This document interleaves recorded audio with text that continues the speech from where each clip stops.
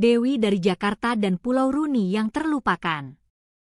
Ini adalah kisah keluarga yang mengejutkan tentang seorang wanita Indonesia berusia 24 tahun yang menjelajahi daerah terpencil di Maluku, terdampar di sebuah pulau terisolasi, hidup bersama 22 pria pribumi, dan hamil dalam prosesnya. Pada usia 24 tahun, Dewi Lestari, seorang wanita asal Jakarta, adalah jiwa yang bebas. Sejak kecil, ia menyukai berbagai kegiatan seperti penjelajahan alam di dalam negeri dan backpacking ke luar negeri. Meskipun telah lulus kuliah dan tampak bekerja di sebuah perusahaan biasa, hatinya selalu dipenuhi semangat untuk tiba-tiba pergi ke suatu tempat.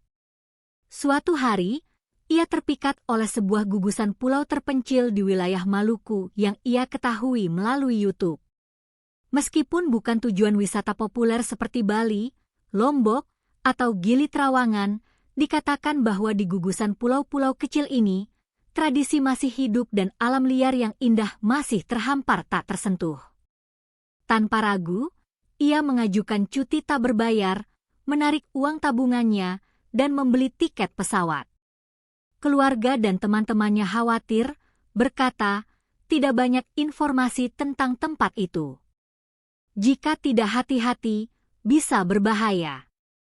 Namun, itu tidak cukup untuk memadamkan rasa ingin tahunya. Selagi masih muda, aku ingin bebas merasakan pengalaman di tempat yang ingin kudatangi, katanya. Dengan hati yang berdebar kencang, ia naik pesawat menuju Ambon, pintu gerbang menuju Kepulauan Maluku. Saat ia menginjakan kaki di kota itu, sebuah tempat yang relatif jarang dikunjungi wisatawan mancanegara, udara yang asing, langit biru, dan laut yang segar menyambutnya. Tempat ini jauh lebih tenang, otentik, dan murni dibandingkan destinasi wisata populer seperti Kuta atau Seminyak. Ia datang dengan niat untuk berkelana selama sebulan tanpa tujuan khusus, berinteraksi dengan penduduk lokal, dan saat itu, ia tidak pernah bermimpi bahwa segalanya akan berubah begitu dramatis. Beberapa hari pertama, ia menikmati kehidupan hotel di dekat pusat kota Ambon, mengunjungi tempat-tempat wisata terkenal di sekitarnya, dan mengagumi pemandangan kota. Senyum hangat dan tulus orang Maluku, bersama dengan irama lembut dialek lokal yang terdengar di mana-mana, merebut hatinya. Berjalan di sepanjang pantai dengan angin sepau-sepau, ia merasa bahwa di tempat ini ia bisa menemukan kedamaian yang tak terbatas. Namun, tak lama kemudian, rasa ingin tahu mendorongnya ke petualangan lain. Ia ingin bertemu dengan Maluku yang sesungguhnya, lebih dalam lagi. Mendengar saran untuk mengikuti tur ke desa-desa terpencil atau berteman dengan penduduk lokal untuk menyeberang ke pulau-pulau kecil, ia tidak ragu merencanakan untuk menyewa perahu nelayan kecil. Secara kebetulan, ia mendengar pemilik sebuah warung makan bercerita tentang sebuah pulau tradisional tempat banyak suku asli tinggal. Ia merasa sangat ingin pergi ke sana. Namun, tepat pada saat itu, cuaca menjadi tidak menentu. Meskipun sudah ada peringatan cuaca tentang badai tropis yang sedang terbentuk, hasrat petualangannya tidak berhenti. Bahkan nelayan lokal yang mengemudikan perahu menyarankan bahwa mungkin agak berbahaya sekarang dan lebih baik ditunda sampai besok. Tetapi ia memiliki keyakinan aneh, jika bukan hari ini, mungkin tidak akan ada kesempatan lagi, dan dengan nekat memutuskan untuk berangkat. Sekitar 1 jam setelah perahu kecil itu membelah lautan biru, guntur tiba-tiba menggelegar dan hujan turun seperti dicurahkan. Perahu itu terombang-ambing hebat di atas ombak yang semakin besar. Dengan tidak menguasai medan perairan Maluku, badai ini baginya tak ubahnya film horor. Sialnya, perahu itu menabrak karang besar yang tersembunyi. Benturan itu membuatnya kehilangan tenaga sesaat, menyebabkan situasi berbahaya. Perahu itu hampir tenggelam dan terdampar oleh ombak ke pantai sebuah pulau tak berpenghuni di dekatnya. Nelayan lokal itu juga buru-buru berenang ke pantai, dan setelah itu mereka terpisah dan kehilangan kontak. Ketika sadar, Dewi mendapati dirinya terbaring di pantai berpasir. Perahu itu sudah hancur berkeping-keping. Di sekitarnya, beberapa pria sedang berenang ke tepi pantai, tetapi situasinya benar-benar kacau. Pulau tempat ia terdampar adalah tempat terpencil yang hampir tidak dikenal bahkan di pulau utama Maluku, bernama Pulau Runi.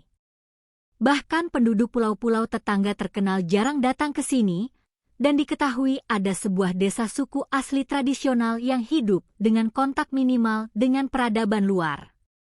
Saat Dewi sadar dan membuka matanya, di hadapannya ada sekitar 20 pemuda tegap, orang tua, dan beberapa wanita berdiri mengelilinginya seolah-olah untuk melindunginya. Awalnya, rasa takut menyergapnya, tetapi ketika mereka mendekat dengan tatapan penuh kekhawatiran, ia merasa lebih lega daripada waspada. Ini tempat berpenghuni, ia menghela napas lega dan mencoba bangkit. Beberapa penduduk lokal bertanya dengan bahasa Indonesia yang terpatah-patah, "Nona baik-baik saja? Ada yang luka?" Desa ini lebih kecil dari yang ia bayangkan, dan sepertinya hampir tidak ada jejak peradaban modern. Di tengah desa, beberapa rumah panggung tradisional berkumpul, dikelilingi oleh hutan hujan tropis yang lebat yang berbatasan dengan pantai. Ia tidak tahu persis populasinya, tetapi diperkirakan hanya sekitar 30 orang. Sebagian besar dari mereka adalah pemuda. Alasannya adalah mereka yang lahir di pulau ini saat dewasa cenderung pergi ke kota-kota atau pulau lain, dan yang tinggal adalah mereka yang memutuskan untuk melindungi desa. Pemandu Dewi adalah seorang pemuda bernama Saka, yang bisa berbicara bahasa Indonesia campur aduk dengan dialek lokal. Ia buru-buru membawa Dewi yang gemetaran karena hujan ke sebuah gubuk kecil dan menyuruhnya menghangatkan diri dan berteduh. Hanya bisa mengucapkan terima kasih, ia melirik sekeliling dan melihat jumlah pemuda di desa itu lebih dari 20 orang. Sekarang harus bagaimana? Ponsel dan sebagian besar barang bawaannya mungkin sudah tenggelam ke laut. Ia merasa putus asa dan air mata menggenang, tetapi tetap berkata pada dirinya sendiri bahwa ia beruntung masih hidup. Beberapa hari berlalu, ia menyadari betapa jujur dan hangatnya penduduk desa ini. Mereka merawatnya, memeriksa apakah ia terluka, menyiapkan selimut, makanan, dan pakaian untuknya. Meskipun sulit mendapatkan makanan ala barat seperti nasi atau roti, sagu, ubi, dan buah-buahan tropis sangat melimpah. Mereka kebanyakan makan ikan bakar atau memasak makanan dengan membungkusnya dalam daun pisang dengan metode tradisional. Beruntung, nelayan yang mengalami kecelakaan bersamanya juga diselamatkan beberapa hari kemudian di pantai lain dan tinggal di pulau ini. Dia juga bisa berkomunikasi seadanya dengan penduduk desa, sehingga menjadi jembatan yang berguna antara kedua belah pihak. Namun, dalam situasi cuaca buruk yang terus-menerus dan tanpa perahu untuk bolak-balik antar pulau, keluar dari sini tampaknya mustahil dalam waktu dekat. Dalam keadaan itu, fakta bahwa hanya ada 6 wanita di desa sementara 22 sisanya adalah pria juga membuatnya merasa aneh. Sebagian besar wanita adalah nenek-nenek tua atau mereka yang sudah menikah dan memiliki beberapa anak. Dengan kata lain, hampir tidak ada wanita muda usia menikah di pulau ini. Mungkin karena itu, para pemuda menatap Dewi dengan tatapan penasaran. Awalnya mereka menjaga jarak agar ia tidak merasa tidak nyaman, tetapi seiring waktu mereka perlahan-lahan mendekat, bertanya tentang ceritanya, tentang perjalanan, dan seperti apa kota itu.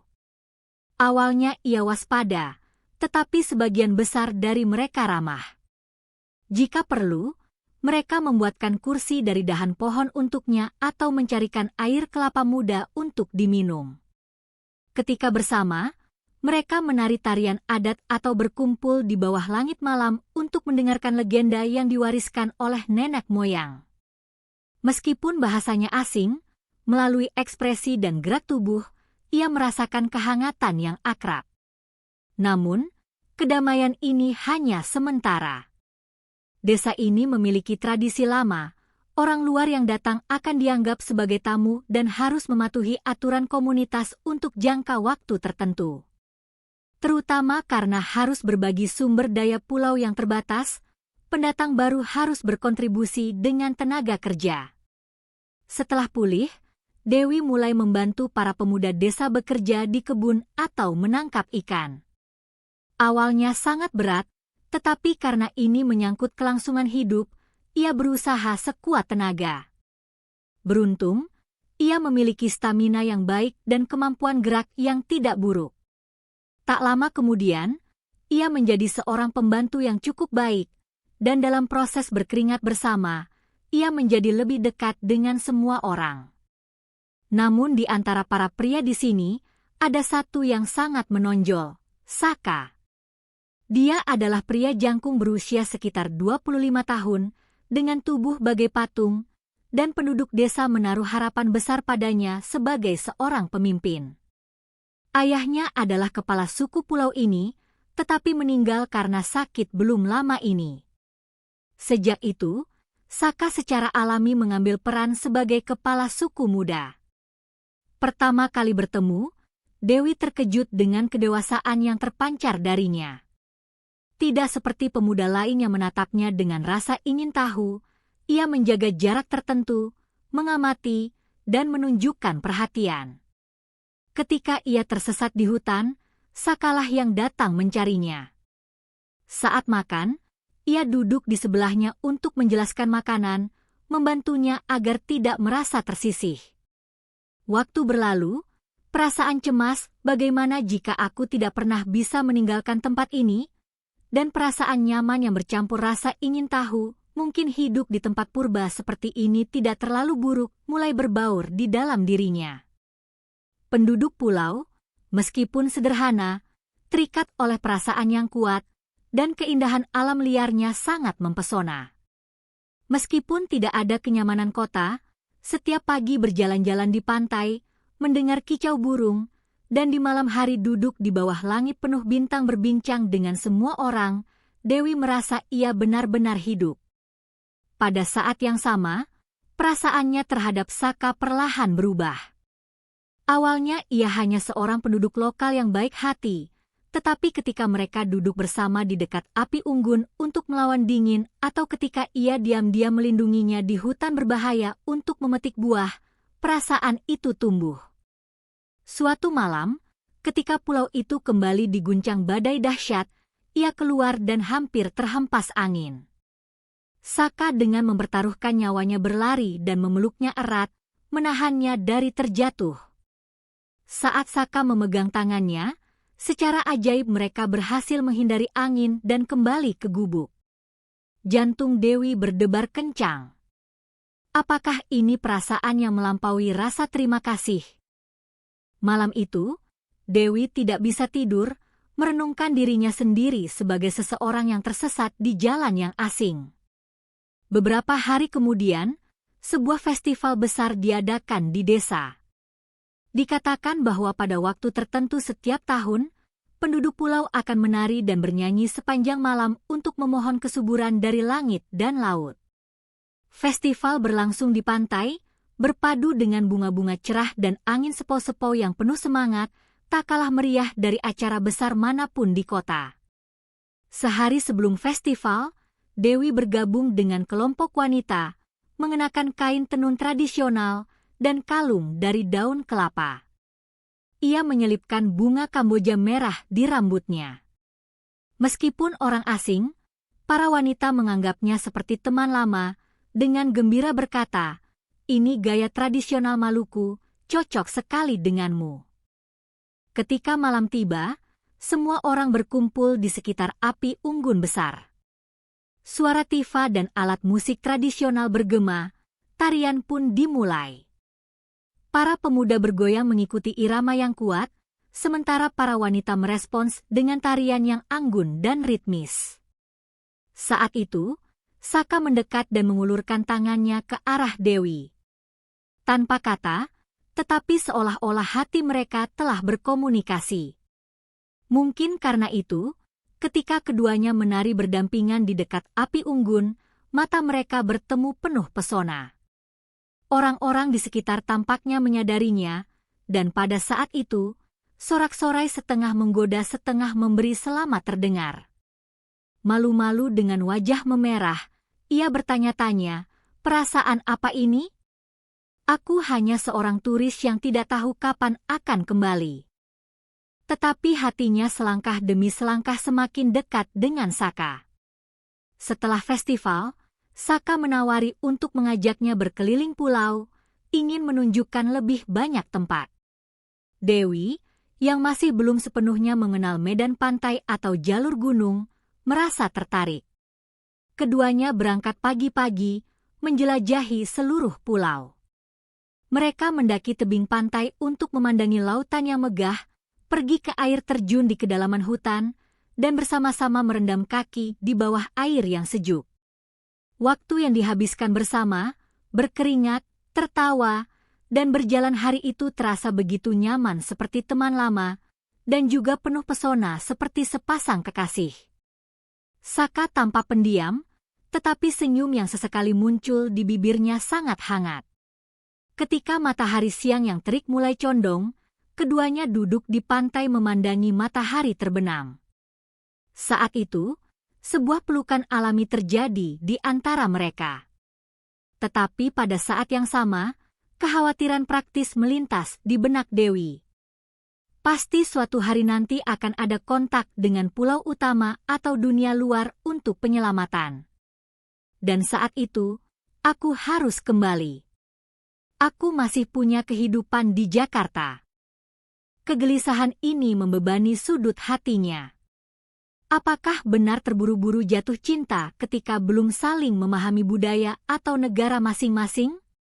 Beberapa penduduk desa, terutama yang lebih tua, juga menunjukkan kekhawatiran, berpikir bahwa menjalin hubungan mendalam dengan orang luar mungkin tidak sesuai dengan tradisi desa.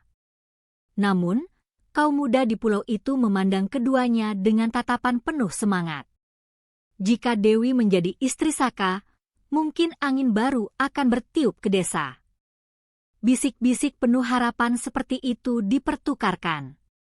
Akhirnya, suatu hari, sebuah perahu kecil dari pulau terdekat datang ke Pulau Runi untuk mencari bahan bakar dan perbekalan. Mereka adalah pemilik toko yang sesekali memiliki kontak dengan kota Ambon. Hari itu, mereka mengatakan bahwa karena kerusakan parah akibat badai, mereka tidak dapat mengirimkan barang tepat waktu, jadi mereka harus datang sendiri. Melalui mereka, harapan untuk bisa berkomunikasi dengan dunia luar menyala. Dewi berharap bisa memberitahu bahwa ia terdampar untuk meminta penyelamatan. Namun, perahu itu tidak bisa tinggal lama, dan setelah percakapan singkat, mereka harus kembali.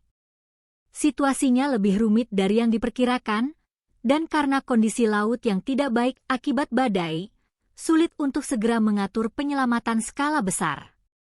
Ia hanya mendengar bahwa kemungkinan perahu akan kembali dalam beberapa minggu. Nelayan yang terdampar bersamanya juga mengatakan bahwa karena masalah cuaca, sulit untuk bergerak sekarang, jadi lebih baik menunggu sebentar. Hari itu, sebuah kejutan tak terduga datang. Seorang pemuda desa yang masuk ke hutan untuk mencari makan digigit ular berbisa dan jatuh dalam kondisi kritis. Dalam situasi tanpa dokter atau rumah sakit, mereka harus bergantung pada metode tradisional. Jika terlambat, nyawanya bisa terancam. Dewi, apakah kamu tahu obat penurun demam atau pereda nyeri yang biasa kami gunakan? Kalau ada obat modern, pasti bagus sekali, pinta penduduk desa dengan sungguh-sungguh. Tetapi peralatan medis yang ia bawa juga hilang dalam badai atau tidak ada yang tersisa. Dalam keadaan darurat, Saka bermaksud menyedot racun itu sendiri, tetapi tidak memiliki pengetahuan yang cukup. Di tengah keputusasaan, Dewi teringat tas kecil berisi perlengkapan daruratnya. Ia menemukan beberapa antibiotik, obat flu, dan beberapa hal sederhana lainnya, lalu menggabungkannya dengan ramuan tradisional yang biasa digunakan penduduk, berusaha sekuat tenaga untuk menyelamatkannya. Beruntung, berkat pertolongan pertama yang tepat waktu, pemuda itu perlahan pulih. Kejadian ini mengguncang seluruh desa. Terima kasih banyak, Dewi. Kalau bukan karenamu, dia mungkin sudah meninggal. Setelah melewati batas antara hidup dan mati bersama, orang asing bernama Dewi Lestari tidak lagi hanya seorang tamu, tetapi telah menjadi anggota keluarga. Tatapan Saka padanya menjadi lebih penuh kasih sayang, begitu pula perasaan Dewi. Dan kemudian, seolah takdir, suatu malam Dewi tidak bisa tidur karena panas tropis yang menyengat. Ia keluar untuk menghirup angin laut yang sejuk. Saka sedang berdiri di pantai di bawah sinar bulan. Melihatnya, ia mendekat. Cahaya bulan yang hening menyinari permukaan laut bersama suara deburan ombak menarik mereka berdua ke dalam dunia emosi. Mereka saling memandang, lalu dengan hati-hati mengungkapkan isi hati mereka. Kau datang dari tempat lain, tapi sekarang kau sepertinya sudah menjadi bagian dari kami, kata Saka. Aku selalu merasa ingin berada di sisimu, bahkan jika suatu hari kau harus kembali. Mendengar kata-kata Saka, Dewi juga dengan jujur mengungkapkan perasaannya yang sebenarnya. Sejujurnya, aku juga sangat bingung. Aku sudah jatuh cinta dengan kehidupan di sini dan juga sangat menyukaimu. Tapi aku punya kehidupan yang harus kujalani kembali di Jakarta. Saat itu, air mata menggenang di mata keduanya, dan seolah-olah emosi meledak, mereka saling berpelukan di bawah sinar bulan.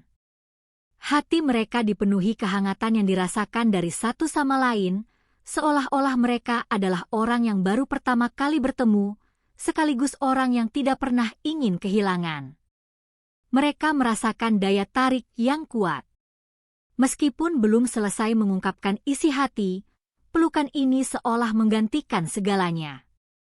Malam itu, setelah percakapan panjang di sebuah gubuk di tepi pantai, keduanya dengan hati-hati menyerahkan perasaan mereka satu sama lain. Itu bukan nafsu, melainkan momen yang diberkati, perpaduan antara ketakutan yang gemetar dan cinta yang dalam, bersama dengan hati yang tulus untuk melindungi orang ini. Seluruh tubuh Dewi seolah terseret ke dalam emosi naluriah dan tulus yang belum pernah ia rasakan di kota, dan ia belum tahu bahwa ini akan menjadi petunjuk yang menentukan nasibnya nanti. Waktu berlalu. Beberapa minggu kemudian, sinyal penyelamatan yang dijanjikan dari dunia luar masih belum tiba. Cuaca semakin tidak menentu, dan desa sibuk dengan kehidupan swasembada. Di tengah-tengah itu, Dewi mulai merasa tubuhnya sering lelah dan pusing. Awalnya ia mengira itu karena panas dan makanan yang tidak biasa, tetapi rasa mual dan tidak nyaman semakin meningkat. Kecurigaan muncul. Ia teringat alat tes kehamilan portabel yang tanpa sengaja ia bawa. Awalnya ia menyiapkannya untuk tujuan lain, tetapi menyimpannya jauh di dalam tas untuk berjaga-jaga saat bepergian. Setelah dengan susah payah menemukannya di dasar tas, ia diam-diam mencobanya, dan hasilnya positif. Hamil? Tidak mungkin. Di sini? Ia tidak bisa percaya, tetapi itu adalah kenyataan yang tak terbantahkan. Syok, kegembiraan, dan ketakutan datang bersamaan. Ketika ia memberitahukan kabar ini kepada Saka, ia sangat terkejut hingga tidak percaya. Kemudian, ia menunjukkan emosi dan kegembiraan yang luar biasa. Ini adalah berkah dari leluhur. Kita akan punya anak. Ia tidak tahu harus berbuat apa, tetapi ia benar-benar sangat bahagia. Saka menggenggam tangannya erat-erat, matanya lebih jernih dari cahaya bulan. Tetapi pada saat yang sama, Dewi jatuh ke dalam pusaran kecemasan. Jika sekarang tim penyelamat datang, aku harus kembali ke Jakarta. Tapi aku hamil. Bagaimana orang tuaku, teman-temanku di Jakarta akan menerima ini?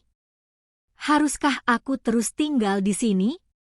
Bisakah aku melahirkan tanpa fasilitas medis modern? Ribuan pertanyaan terus muncul di kepalanya. Ketika berita ini menyebar di desa, sebagian besar orang terkejut dan gembira. Sudah lama sekali pulau ini tidak memiliki bayi yang lahir, sehingga kelahiran jiwa baru dianggap sebagai kabar gembira bagi seluruh desa. Terutama para tetua bersorak bahwa para dewa telah memberikan berkah karena akan ada anak penerus. Tentu saja, ada juga kekhawatiran. Bagaimana cara melahirkan? Pulau ini tidak memiliki tenaga medis profesional. Namun, ada seorang nenek tua yang pernah belajar menjadi bidan di pulau lain, dan ia yakin bisa merawat ibu hamil dengan cara tradisional. Terlebih lagi, semua orang setuju bahwa jika Dewi mau, mereka akan bekerja sama untuk memastikan keselamatannya. Saka juga merasa harus lebih bertanggung jawab melindunginya, sehingga ia semakin rajin bekerja untuk desa. Setiap kali Dewi tampak cemas, ia akan memegang tangannya dan menenangkannya. Jika kau benar-benar harus kembali, saat itu aku akan ikut denganmu. Atau setidaknya, aku akan melindungimu dengan segala cara sampai anak kita aman. Pada saat ia semakin menyatu dengan pulau itu, akhirnya sebuah perahu kecil dari luar datang. Kali ini, cuaca lebih tenang, dan sekelompok orang yang tampak seperti tim penyelamat dari Ambon tiba. Mereka mengatakan telah menerima berita melalui radio kecil tentang seorang wanita Jakarta yang terdampar di pulau ini. Nelayan yang terdampar bersama Dewi berlari dengan mata berkaca-kaca, gembira, akhirnya kita bisa pulang. Tetapi kenyataan bisa kembali justru menimbulkan dilema yang lebih besar bagi Dewi. Di samping kegembiraan, benar-benar pergi atau tinggal di sini.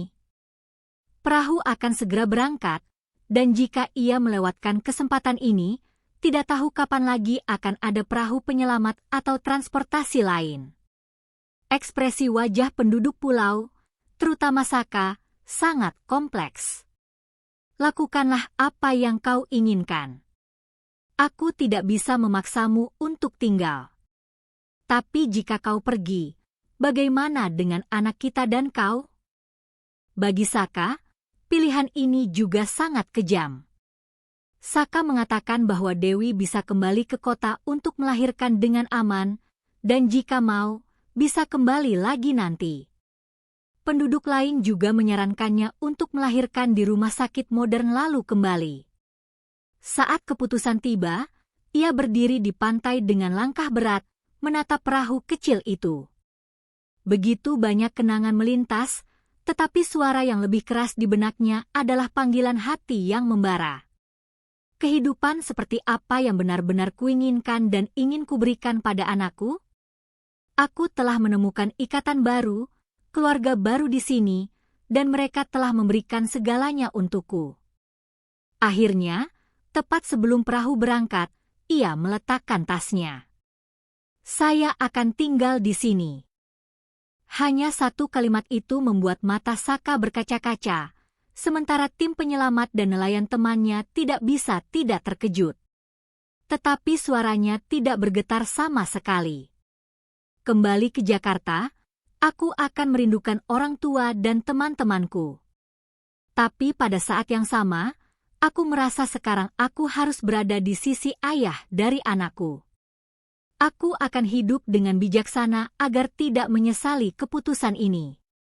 Tim penyelamat tampak bingung, tetapi akhirnya menghormati keinginannya dan kembali. Setidaknya mereka telah menerima janji bahwa ketika situasi stabil, mereka akan mengirim perahu kembali untuk berkomunikasi. Segera setelah itu, Dewi pergi ke tanah lapang tempat semua penduduk desa berkumpul dan mengumumkan kepada mereka, "Saya telah memutuskan untuk tinggal di sini bersama kalian semua." Penduduk desa bersorak-sorai. Banyak tetua dan pemuda menari gembira, memberkati Saka dan dirinya. Sejak hari itu, Dewi menjadi lebih aktif untuk hidup sebagai anggota sejati desa. Ia bersama para pemuda bekerja di kebun, menangkap kerang di pantai, belajar menggunakan sumber daya di sekitar pulau secara efisien. Ia juga belajar membuat pakaian tradisional bersama para nenek dan menyiapkan barang-barang yang diperlukan untuk persalinan. Di pertengahan kehamilan, tubuhnya semakin berat. Anehnya, ia merasa sangat stabil. Alih-alih melakukan pekerjaan fisik yang berat, ia melakukan pekerjaan yang lebih ringan. Mungkin berkat udara segar dan makanan alami yang kaya nutrisi, kondisi kesehatannya tidak banyak memburuk. Saka merawatnya siang dan malam, dan seluruh desa peduli agar ia tidak membawa beban berat. Suatu hari, saat berjalan-jalan di jalur setapak di hutan, Saka tiba-tiba berkata padanya, "Kita sebenarnya sudah hidup seperti suami istri, tapi aku ingin mengadakan upacara. Mari kita menikah secara resmi menurut tradisi desa." Ia sangat terkejut tetapi juga sangat terharu. "Jadi, maukah kau menikah denganku?" Saka dengan malu-malu memberinya sebuah cangkang kerang kecil sebagai ganti cincin. Cangkang kerang itu adalah pusaka dari ayahnya, simbol suci sumpah di pulau ini. Hatinya dipenuhi emosi, ia menjawab dengan senyum cerah, "Tentu saja. Aku juga ingin hidup bahagia di sisimu dan anak kita." Mendengar itu, Saka meletakkan cangkang kerang itu di tangannya dan dengan lembut memeluknya. Menyaksikan adegan ini, penduduk desa di sekitar bersorak memberkati keduanya. Pernikahan diadakan di pantai sesuai tradisi desa. Laut biru jernih menjadi latar belakang. Pengantin pria dan wanita mengenakan kain tenun, dihiasi bunga, dan saling bertukar sumpah. Alih-alih lilin atau kue pernikahan, pesta disajikan di atas daun kelapa yang dihamparkan di tanah, dengan jalur bunga, buah-buahan tropis, dan babi guling yang disiapkan oleh penduduk desa. Suara tifa yang meriah, tarian, dan nyanyian berlangsung sepanjang malam. Pulau terpencil yang dulu sunyi kini seolah bersinar dalam cahaya kebahagiaan. Setelah hari itu, Dewi bersama Saka mendekorasi sebuah rumah panggung tradisional di desa dan menjadi menantu Maluku. Meskipun bahasa belum sempurna, mereka saling memahami melalui gerak tubuh dan senyum. Terutama, perawatan penuh perhatian dari para nenek sangat berharga. Menjelang akhir kehamilan, perutnya kadang-kadang mengalami kontraksi. Jika di Jakarta, ia pasti sudah ke rumah sakit untuk berbagai pemeriksaan. Tapi di sini, teh herbal dari nenek dan perawatan dari para wanita desa adalah sumber kekuatan yang besar. Tentu saja, ia tahu bahwa cara melahirkan ini bisa berbahaya di zaman sekarang, jadi bukan tanpa sedikit pun kekhawatiran. Namun, keyakinan kuat dari semua orang di sekitarnya bahwa ia bisa melahirkan dengan aman di sini, bersama dengan merasakan gerakan janin setiap hari, menumbuhkan kepercayaan diri yang aneh dalam dirinya. Akhirnya, suatu malam ketika sudah cukup bulan, rasa sakit persalinan tiba-tiba dimulai. Penduduk desa segera bertindak. Mereka merebus air, membersihkan tempat persalinan, dan di bawah arahan nenek tua, para wanita lain sibuk mempersiapkan. Saka dengan cemas mondar-mandir tetapi tetap berada di sisinya, menyeka keringat dan menggenggam tangannya erat-erat. Rasa sakitnya berlangsung lama dan hebat. Dalam kondisi tanpa obat penghilang rasa sakit yang biasa atau fasilitas rumah sakit, ia gemetar seluruh tubuh, hanya bisa menunggu bayinya lahir. Nenek tua itu terus-menerus mengarahkan, "Tarik napas perlahan, dorong, nak," sementara para wanita di sekitarnya menyemangati, "Tidak apa-apa, kamu pasti bisa." Beberapa jam kemudian, akhirnya tangisan bayi menggema di seluruh langit malam. Dewi kehabisan tenaga tetapi lega dan menangis. "Anak kita." Saka, seolah menyaksikan keajaiban, mengambil bayi itu dan terus-menerus berkata, "Terima kasih, sayang. Kamu sudah bekerja keras. Air mata mengalir di pipinya. Seluruh pulau seolah tenggelam dalam suasana pesta. Penduduk desa menyalakan obor sepanjang malam, menari dan bernyanyi merayakan kelahiran bayi itu. Dewi kelelahan dan langsung tertidur, tetapi saat itu seseorang telah memberi bayi itu nama tradisional dan nama modern, Samudra, dan nama panggilannya Langit. Mereka mengusulkannya seperti itu. Ia dan Saka dengan senang hati menerimanya, dan sejak hari itu, bayi itu menjadi harapan baru Pulau Runi. Setelah bayi lahir, kehidupan Dewi berubah total. Membuka mata adalah mendengar tangisan anak, begadang untuk menyusui dan menidurkannya. Tetapi berkat bantuan para wanita desa, merawat anak tidaklah sendirian, melainkan pekerjaan seluruh komunitas. Semua orang bersama-sama menjaga bayi, memberi Dewi kesempatan untuk beristirahat sejenak. Saka semakin giat bekerja untuk menyediakan makanan dan minuman yang dibutuhkan istri dan anaknya.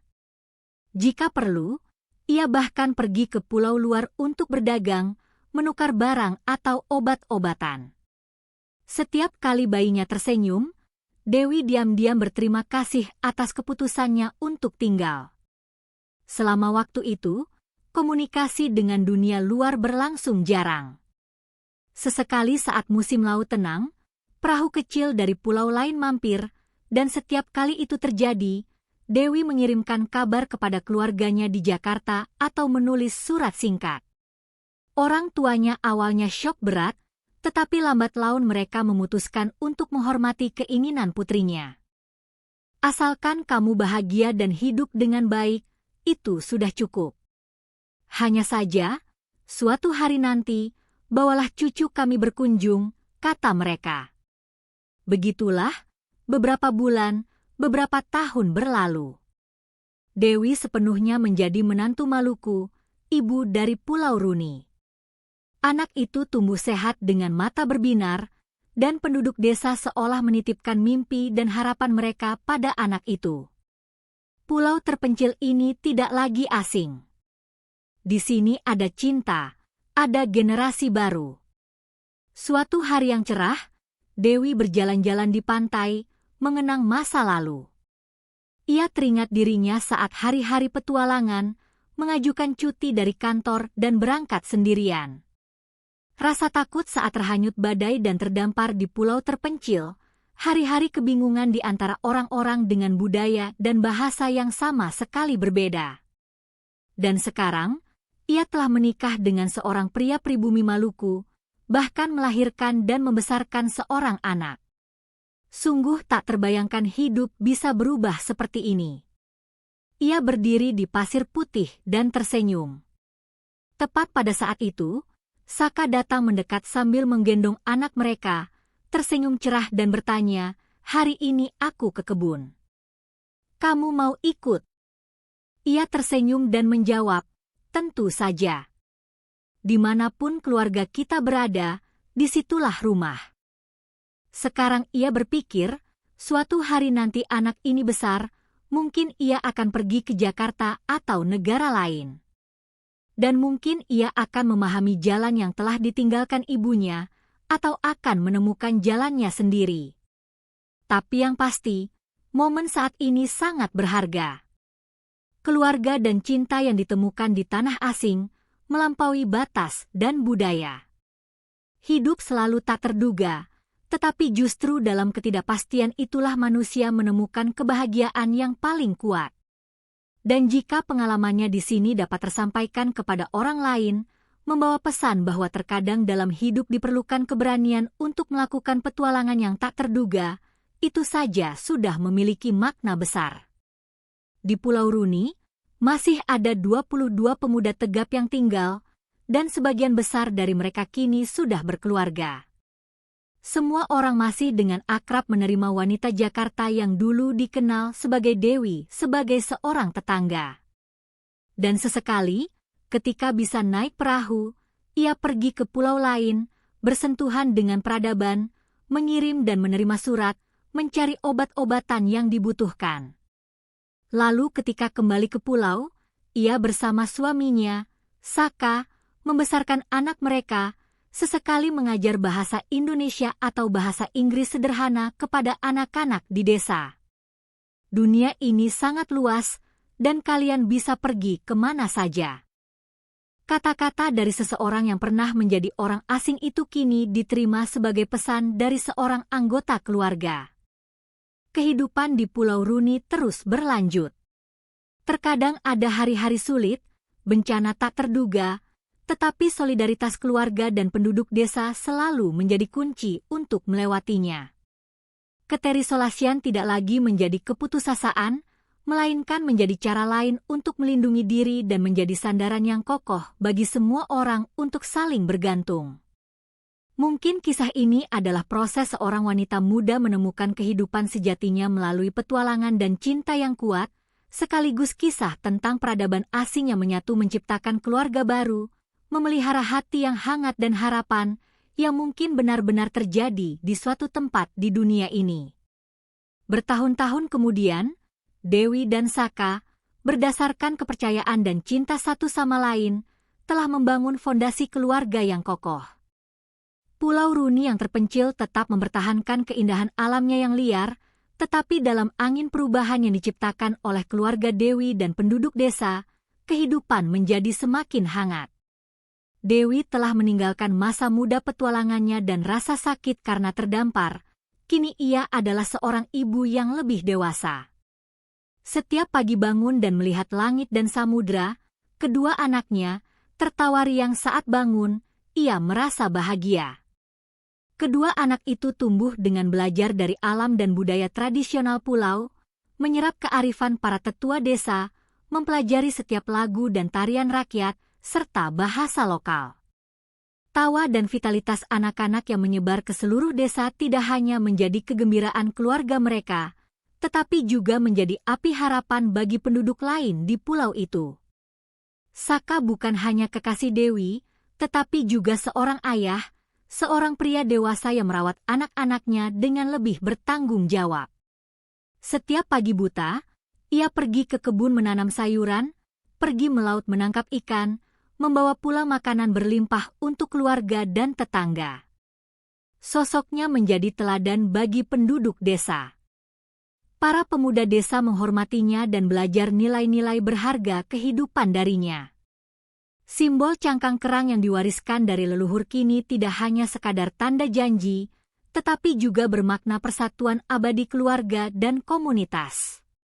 Sementara itu, Dewi tidak hanya memupuk kebahagiaan keluarga, tetapi juga membangun ikatan yang mendalam dengan pulau.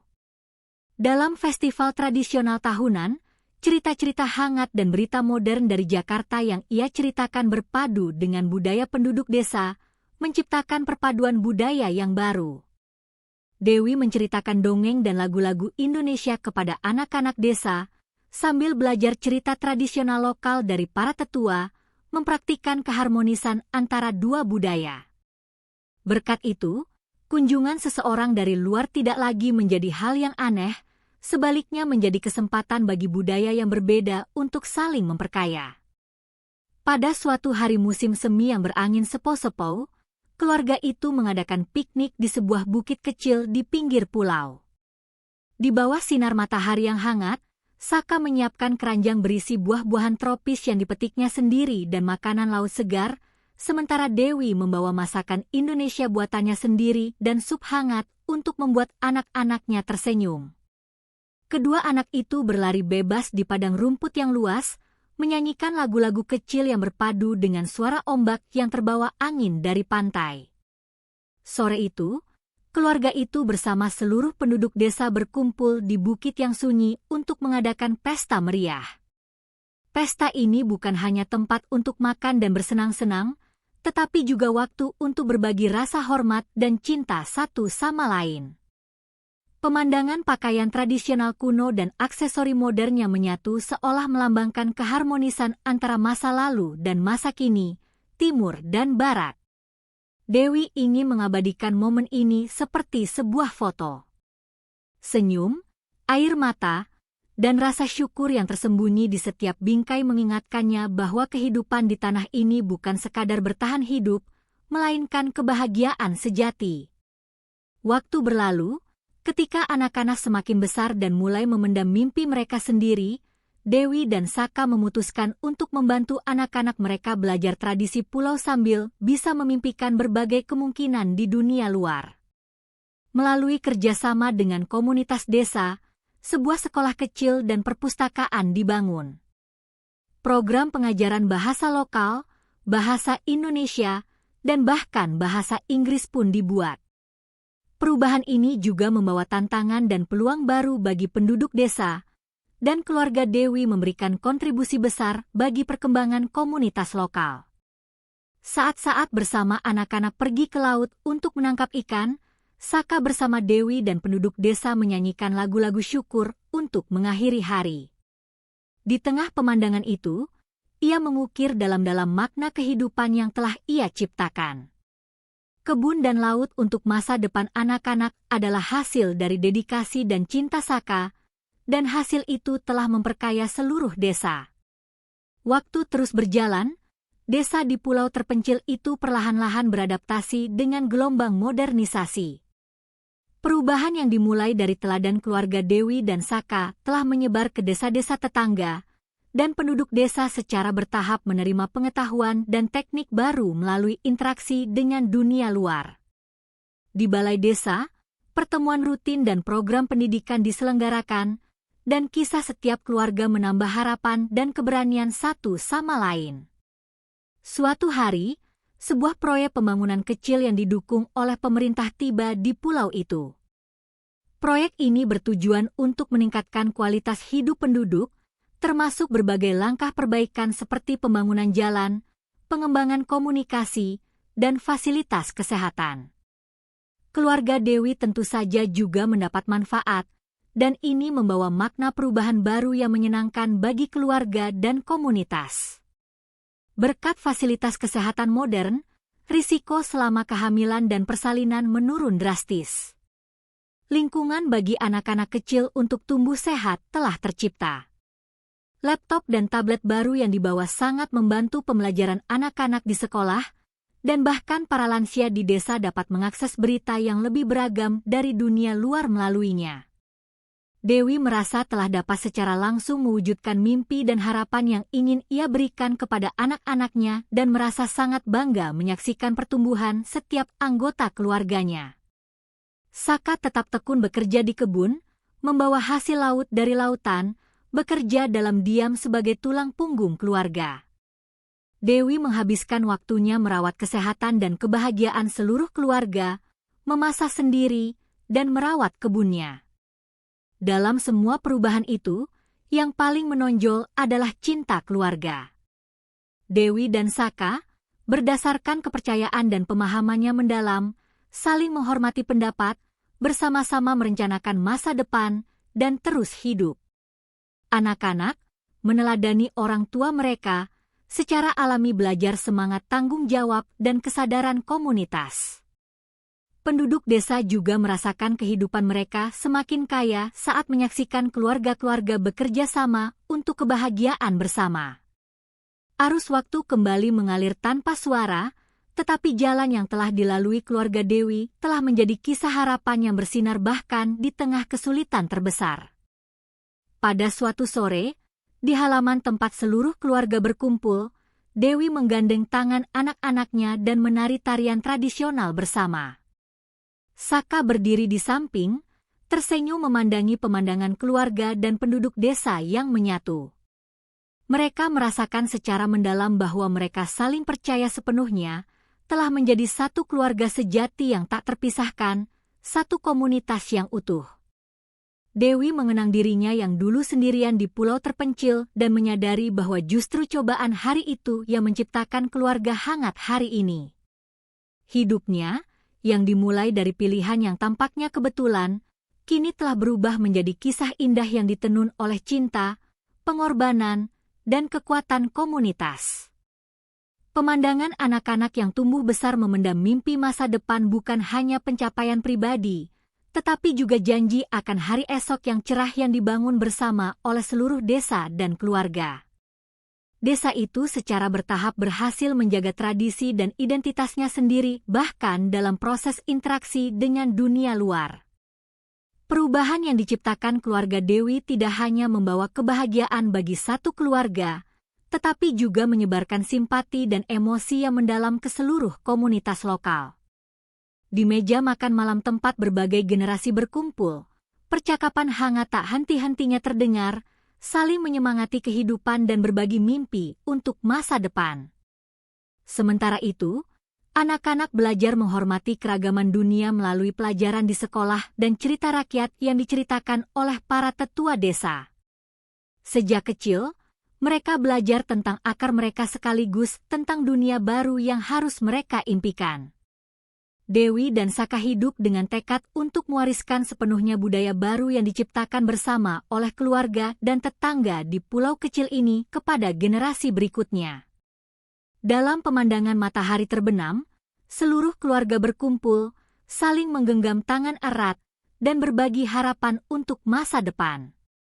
Melalui kehangatan satu sama lain, mereka menyadari bahwa mereka telah memperoleh kekuatan yang gigih untuk bertahan hidup bersama melalui segala kesulitan, dan kekuatan itulah yang menjadi pendorong yang memimpin penduduk desa, keluarga, dan masyarakat kecil ini menuju hari esok yang lebih cerah.